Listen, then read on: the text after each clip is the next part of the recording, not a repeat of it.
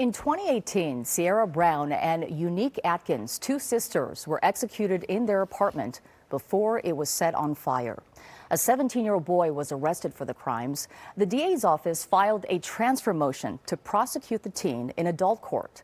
Now, when LA County DA George Gascon took office, he issued a policy mandating all transfer motions be withdrawn. Recently, Gascon lifted that blanket ban, and now the mother of the murdered sisters is relieved. A transfer motion has been filed again, but she believes Gascon is only changing his policies because of recent criticism and not because he understands how he has devastated their lives. But some families are not getting that second chance, as we're about to show you. Under DA Gascon, more than 70 pending motions to send minors to adult court were withdrawn. 25 cases that were tried in criminal court were resentenced in the juvenile system. Gascon believes even when we are talking about heinous crimes like murder, children should be treated like children. It was going to happen to someone that day. Someone was going to be taken out. That day, it was Cynthia Carrera's brother, Alfredo, and his best friend, Jose Flores Velasquez. They were starting their lives. Alfredo, weeks shy of becoming a dad. Jose had just accepted a job at NASA. In 2019, the two were outside Alfredo's home in South LA. A car approached. Multiple shots were fired. Jose and Alfredo were killed. These people went into that neighborhood with an intention to hurt someone. 3 gang members, including 17-year-old Shanice D., were arrested for the murders. Court documents show Shanice bragged on social media, saying it was retaliation against a rival gang. They wanted to kill. The victims, not gang members. Shanice was facing gang, gun, multiple murder enhancements, which would have meant life without the possibility of parole. Prop 57, passed in 2016, mandates that 16 and 17-year-olds have transfer hearings to decide if their case ends up in adult court. Now, LA County's DA at the time, Jackie Lacey, motioned to transfer the case, but with COVID and other delays, the case stayed pending. When DA George Gascon took office, the request to transfer Shanice was withdrawn under a blanket ban on trying teens as adults. Now, those are never easy decisions. I feel horrible for those families. Gascon recently modified the policy, saying in exceptional circumstances, criminal jurisdiction may be appropriate for youth offenders. But it still doesn't change Cynthia's brother's case. Shanice will be released when she's 25 or before that. I tried to say, okay, how is this possible? What's possible? Because someone's making it possible. Bragging on social media is offensive, right? It's disturbing. But if you talk to a clinical psychologist that deals with young people, they would tell you that actually is very consistent with their stage in life. Gascon cites studies showing adolescent brain development isn't complete until age 25. He says research indicates incarcerating children doesn't enhance public safety and increases recidivism. I didn't care to think about his family. Mike Mendoza was 15. I didn't care to think about the consequences. When he participated in a gang-related murder, he was tried as an adult and given a life sentence.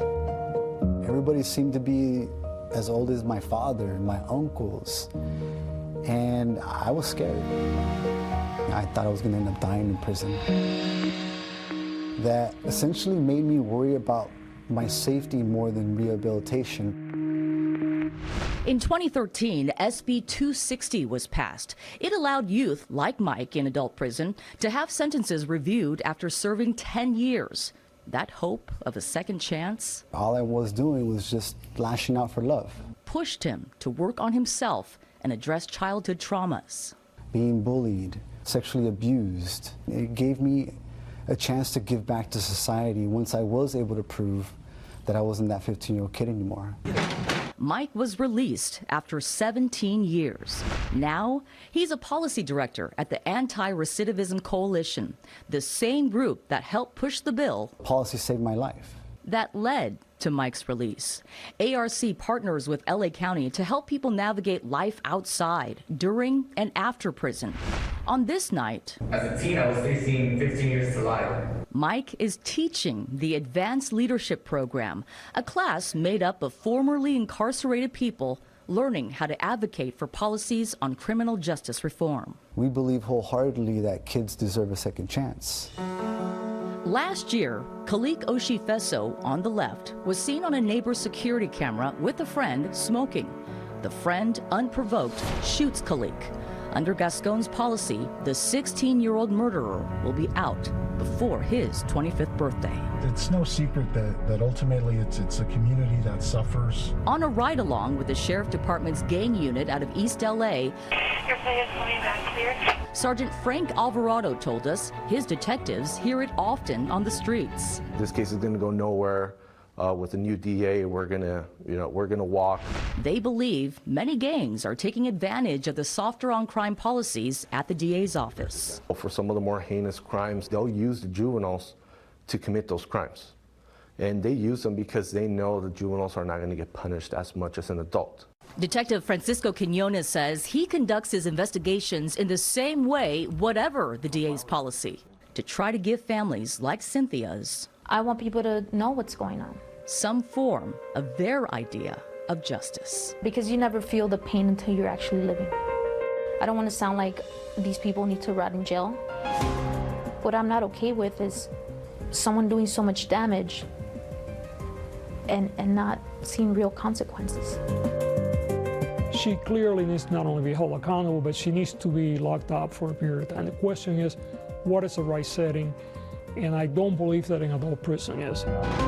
It wasn't the prison sentence that helped me realize the errors that I committed and the harm that I caused in my community. I am forever remorseful, and everything I do to this point today is to give back to them indirectly. Now, minors convicted of violent crimes in the county were sent to state-run youth prisons. Governor Newsom ordered all 4 be shut down by mid-2023, leaving counties with the task of housing them now. This week, county leaders voted to create facilities at 3 camp-like settings. But in the meantime, violent youth offenders are being sent to county juvenile halls, and they're not designed for that. Gascon also asked, where do we send those who age out of the system but still need to be locked up and need rehabilitation? Right now, they're just being released.